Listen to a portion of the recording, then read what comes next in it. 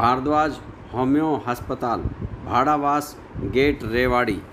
उस पर हमारा आज का जो है फोकस रहेगा। इसके साथ साथ जो शहर के अंदर हमारी जो अब ज्वलंत समस्याएं हैं, जो परेशानियां हैं, जो आम आदमी जो फेस कर रहा है, जो सरकार की तरफ से जो कुछ सुविधाएं, बेसिक सुविधाएं, चाहे उसमें शिक्षा है, स्वास्थ्य है, रोजगार है, चाहे बिजली है, चाहे पानी है, इन सारी मूलभूत सुविधाओं से भी जो है आज की तारीख में आम जनता आज तक भी उनको ये सारी सुविधाएं नहीं मिल पा रही हैं। वो बहुत परेशान है।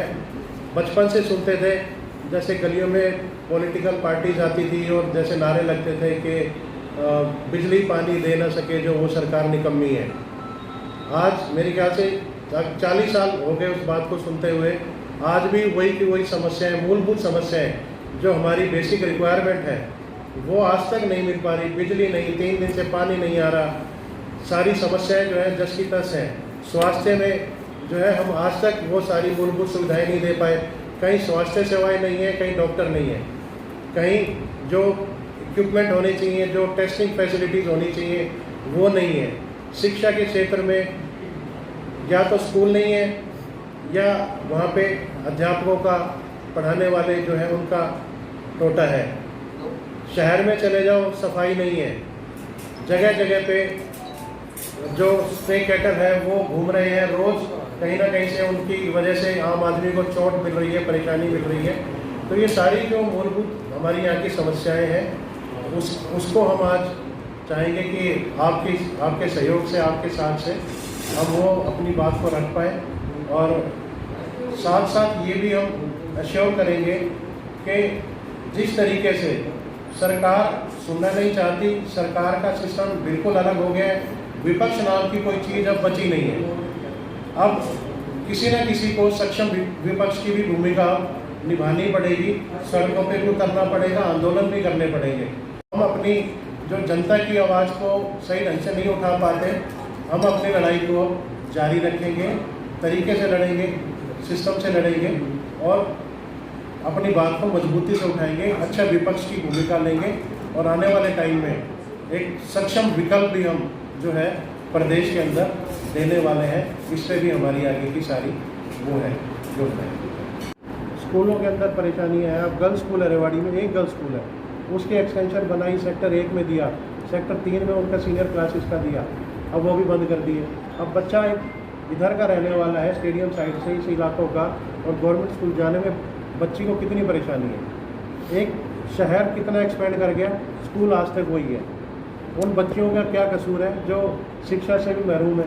माँ बाप क्या करेंगे, इतना दूर भेजने से अच्छा है सोचते हैं कि हम प्राइवेट स्कूलों में ही भेज दें, कम से कम बस आएगी, घर से पिक करेगी और घर छोड़ जाएगी। तो कहीं ना कहीं हमारी सिस्टम के अंदर इतनी कमियां हैं, हमारी मूलभूत सुविधाओं में भी अभी तक इनका रुझान नहीं है, कोई इंटरेस्ट नहीं है लोगों को देने का। तो इस वजह से ये सारी परेशानी है। ऑफिस हम जल्दी खोलने वाले हैं, वहाँ पे शहर के काफ़ी अच्छे मौजूद लोग, गांव के आसपास के पंच सरपंच काफ़ी हमारे संपर्क में हैं और हम जल्दी ही एक सिस्टम के साथ प्रॉपर ज्वाइनिंग यहाँ पे हम अपनी करवाएंगे। अरविंद केजरीवाल जी ने बोला है कि अब कोई भी बड़ा चेहरा बिना स्क्रूटनी के, बिना कमेटी की अप्रूवल के डायरेक्ट ज्वाइन नहीं करेगा।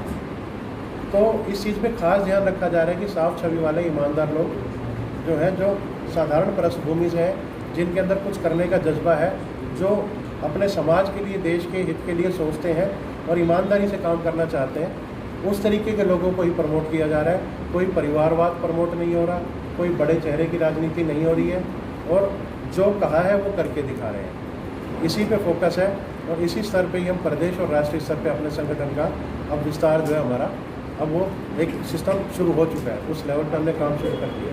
महीने से स्ट्रगल कर रहे हैं और आम आदमी की लड़ाई लड़ रहे हैं और उसी के चलते ही जो है हमने एक दिन मीटिंग बुलाई थी 3 अप्रैल को गुड़गांव में।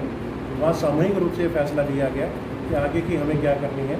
तो उस तरीके से जो राष्ट्रीय स्तर पे जो आम आदमी की आवाज़ उठाने में सक्षम है, जो आम आदमी के लिए काम कर रहा है, जो बड़े चेहरों की राजनीति नहीं कर रहा है, जिसके अंदर करप्शन को लेके बहुत बड़ा एक चेक है, जिसके अंदर ईमानदारी को लेके एक बहुत बड़ा सिस्टम है कि हमें इतने बड़े बड़े उन्होंने कंस्ट्रक्शन किए हैं, सब कुछ किए हैं, और जो रेट टेंडर छूटता था उससे आधे रेट में और उससे आधे समय में पूरे करके दिखाए हैं प्रोजेक्ट। इतनी सक्षमता से वो सरकारें चला रहे हैं।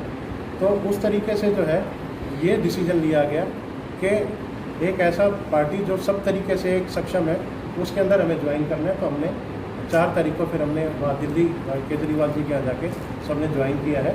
आगे जो भी पार्टी जो भी गाइडलाइंस हैं जो जैसे निर्धारित करेगी उस तरीके से हम लोग अपना काम करेंगे जिम्मेदारी से।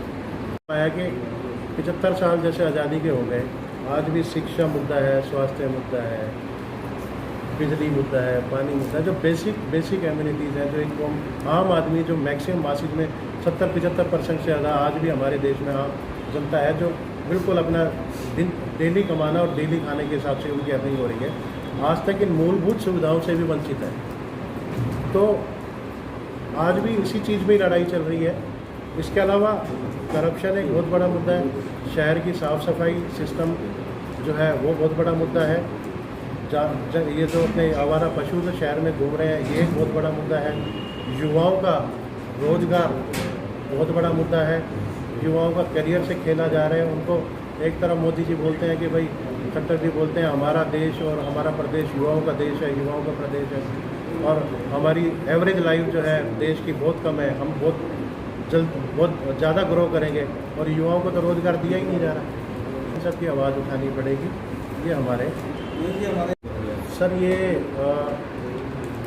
मेरे ख्याल से अगले 10-15 दिन में जिस दिन ऑफिस का कार्यालय की ओपनिंग हम करने जा रहे हैं उस दिन आपको मतलब वैलेंटाइन सारी चीज़ों तो नाम नहीं, ये तो बता दो आंकड़े कौन कौन बड़े लेता है?